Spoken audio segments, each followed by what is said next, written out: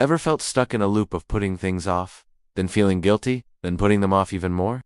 You tell yourself you'll do it tomorrow or next week, but later never seems to arrive? And the whole time a voice in your head whispers that you're just being lazy. But what if I told you that voice is wrong?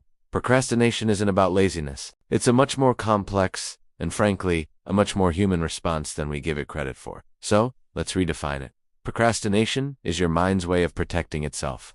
It's a defense mechanism. When we face a task that makes us feel uncomfortable, our brain's immediate reaction is to seek relief. It's wired for survival. And anything that feels threatening, if it's just a report or a difficult conversation, triggers an avoidance response. Your brain chooses the immediate comfort of scrolling through your phone over the long-term benefit of getting that task done. It's an emotional reflex, not a character flaw.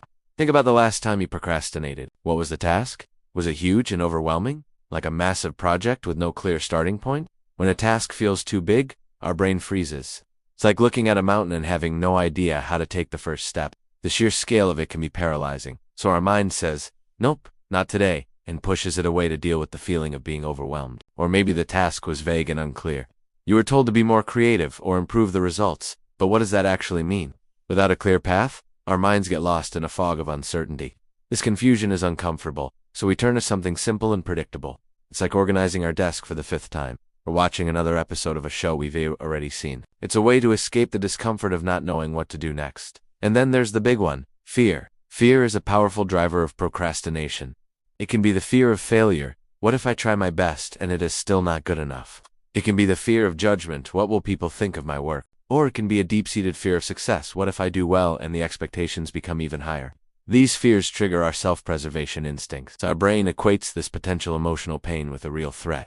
So it encourages us to delay, to stay in our comfort zone where we feel safe from criticism or disappointment. The key is to realize this is an emotional regulation problem, not a time management problem. You can have all the planners and apps in the world, but if you don't address the underlying emotion, you'll still find a way to put things off. The moment you start treating procrastination with kindness instead of criticism, everything changes.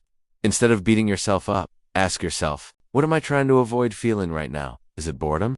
Anxiety? Inadequacy? Once you identify the feeling, you can start to dismantle the pattern. If a task feels too big, break it down into ridiculously small steps. Don't write the whole essay. Just write the first sentence. Don't clean the entire house. Just put away 5 things. These tiny wins build momentum and reduce the sense of overwhelm. If the task is unclear, your job isn't to do the task. It's to create clarity. Ask questions. Make a list of what you don't know. Define the very next physical action you need to take. This transforms a foggy, intimidating goal into a simple, concrete instruction. And if fear is the culprit, practice self-compassion. Acknowledge that it's okay to be scared of failing or being judged. Remind yourself that your worth isn't tied to the outcome of this one task. The goal is to lower the stakes. Give yourself permission to do an imperfect job.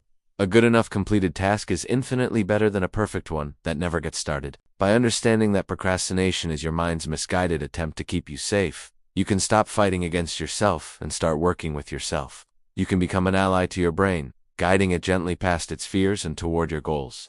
It's about recognizing the emotional trigger and responding with a strategy, not shame. When you do that, you'll find that your actions start to align more and more with your true intentions.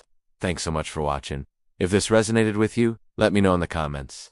And don't forget to like and subscribe for more content on understanding how our minds work. See you in the next one.